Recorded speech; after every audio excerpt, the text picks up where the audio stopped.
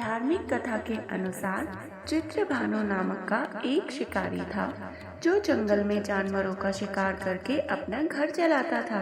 शिकारी के ऊपर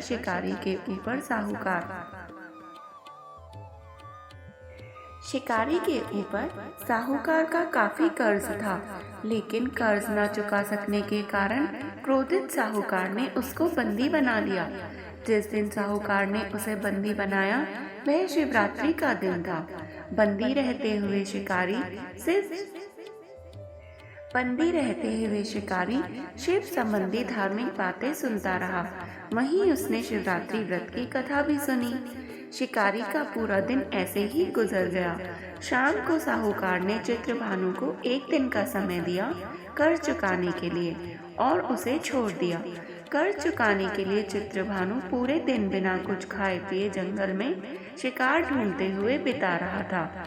ऐसे ही शाम निकल गई और फिर ऐसे ही रात हो गई। इसके बाद वो रात बीतने के इंतजार में बेल के वृक्ष पर चढ़ गया। इसी पेड़ के नीचे एक शिवलिंग बना हुआ था। बिना जाने शिकारी बेल पत्र तोड़ तोड़ कर नीचे की तरफ गिरा रहा था, जो कि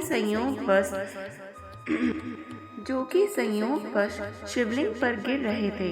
इससे उसका व्रत पूरा हो गया। शिकार की तलाश में घूमते हुए चित्रभानु को तालाब के किनारे एक गर्विणी हिरनी दिखाई दी, जो पानी पीने के लिए आई थी। उसका शिकार करने के लिए उसने धनुष बाण निकाला। उस हिरनी ने चित्रभानु को देख लिया। इस पर उसने शिकारी से कहा कि उसके प्रसव का समय है, तुम दो जीव की हत्या करोगे, यह ठीक नहीं है। हिरनी ने शिकारी से वादा किया, जब उसका बच्चा इस दुनिया में आ जाएगा तब वो खुद आ जाएगी, तब वह उसका शिकार कर सकता है, लेकिन अभी उसे जाने दे। शिकारी ने उसकी बात मान ली और जाने दिया। इसके बाद प्रत्यंचा चढ़ाने तथा ढीली करते समय कुछ पत्ते शिवलिंग पर और गिर गए। ऐसे में चित्रभानु से अनजाने में शिवजी की प्रथम पहर की पूजा भी हो गई। कुछ देर बाद शिकारी को एक और हिरनी दिखाई दी। उसे देखकर शिकारी बहुत खुश हुआ और शिकार करने के लिए तैयार हो गया। हिरनी ने उससे निवेदन किया कि वो कुछ ही देर पहले ऋतु से निर्वित हुई है। मैं अपने प्रिय को ढूंढ रही हूँ। मैं एक कामातुर विरहिणी हूँ। जैसे ही मुझे मेरा पति मिल जाएगा वैसे ही मैं आ जाऊंगी। रात का आखिरी पहर बीतने ही वाला था। इस बार भी चित्रभानु से बेलपत्र टूटकर शिवलिंग पर गिर गए। इससे उसके दूसरे पहर की पूजा भी हो गई। दो शिकार को खोकर शिकारी चिंता में पड़ गया था।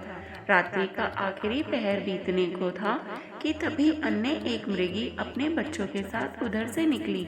शिकारी ने उसे देखकर तुरंत धनुष पर तीर चढ़ा दिया।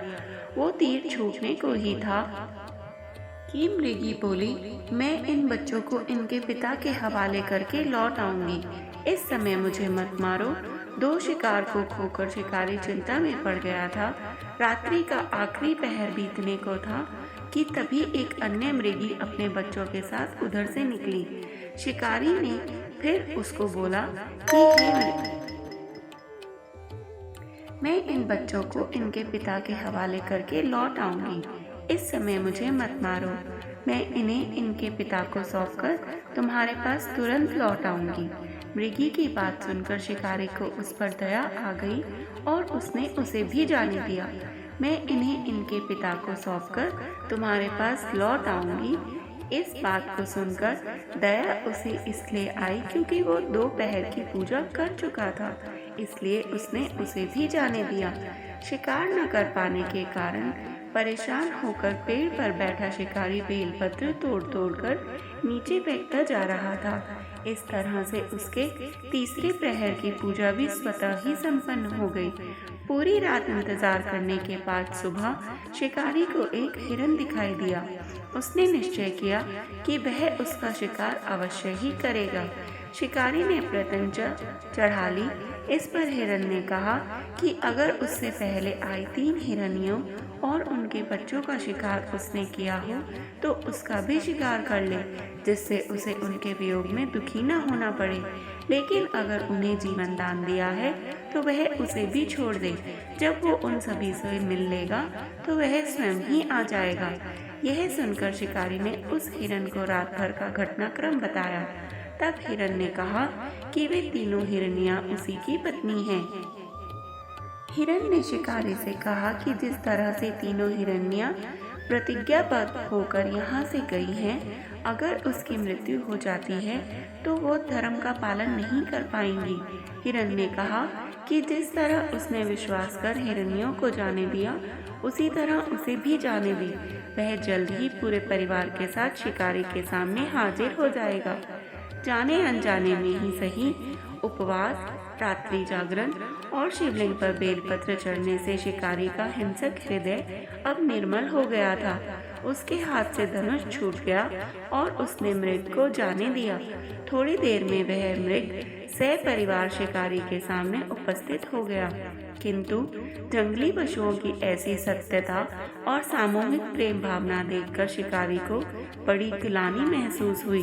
उसने मृग परिवार को जाने दिया और अपने कठोर हृदय को जीव हिंसा से सदा के लिए हटा दिया।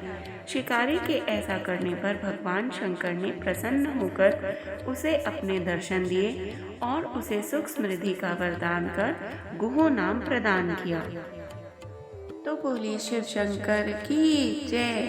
हर हर महादेव।